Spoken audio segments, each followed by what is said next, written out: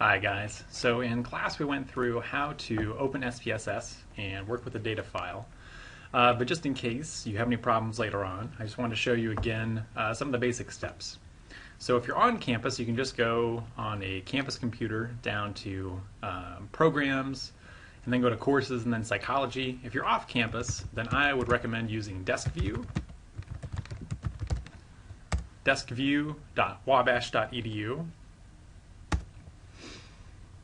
And then if you have the client installed, if you're in a browser like Internet Explorer, it should just tell you. You can then close the window. And if you go over to the VMware client, you should enter your username and password. Then hit login. You may have more than one option for a profile to open. I would suggest, in my case last time in class, I just used the Lily Library or Library Lab. That worked fine. At that point you need to wait then for the virtual computer to boot up.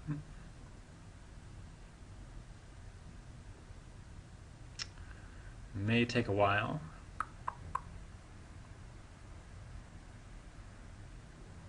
This would be a good point to fast forward.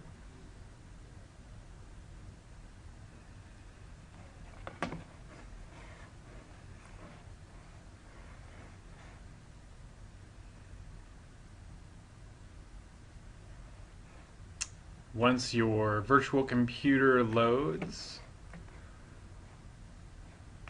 then just go down to all programs. So start, all programs, courses, psychology, and then SPSS.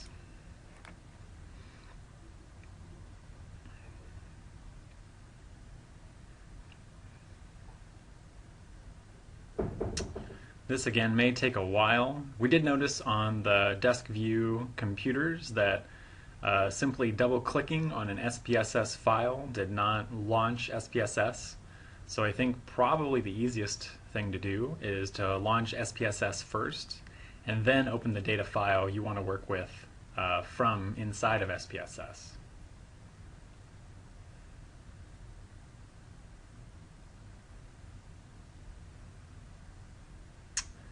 Again, good point to maybe fast forward. Looks like I got an email. Probably not related to loading SPSS. Okay, so at this point I would expect that normally you would not see a list of previous files. I would suggest from this dialog just hit cancel, actually is fine. Or sometimes I'll hit type in data and hit OK. Just going to hit cancel this time. So here's your SPSS data window. You can see either the data view, this is kind of like an Excel spreadsheet, where we would have different variables here as columns and different observations as rows. We can also do something with the different variables, but for now we're not going to worry about that.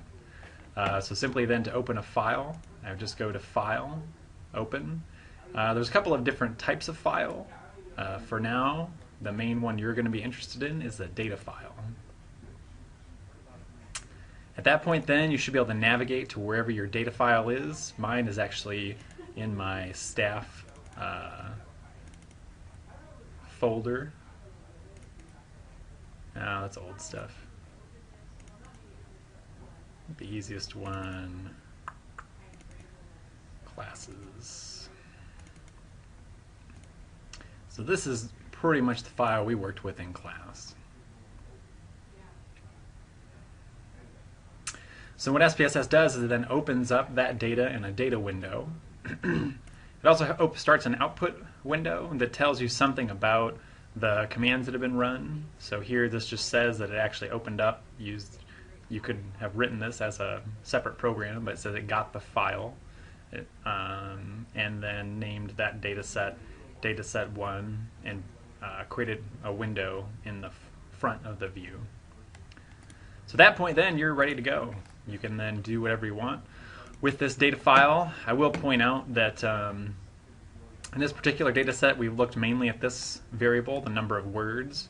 We're going to spend some time looking at group and class. These are variables where I've entered a number, either a 1 or a 2 here, and then a 1 through 4, I think, in the class variable. And I can actually attach a label to these numbers. So group 1 and group 2 are different experimental groups. In variable view, the variable group has a set of values. So if you click here, or right there, you can see that the 1, so wherever a group has a number 1 associated with it, that's been given a label of category, and 2 has been given a label of number of vowels and number of consonants. And we'll talk about what that means in class. Similarly, the class variable 1 through 4 just says which is which class and which section this data was collected in. So 2 of the classes were from Psych 101 back in 07 to 08 in the spring, so it'd be the spring of 08, and in the fall of 2010, the spring of 202, and the spring of 2007 for 202, and the spring of 2008 for 201. That can be helpful, so you can remember, what your experimental groups correspond to, and you can see those labels. Right now, you're just showing the numeric values, the ones I actually entered. You can switch with this icon over here between the numeric actual value and the label. So sometimes that makes it easier to see which data you want to work with. Okay, that's all.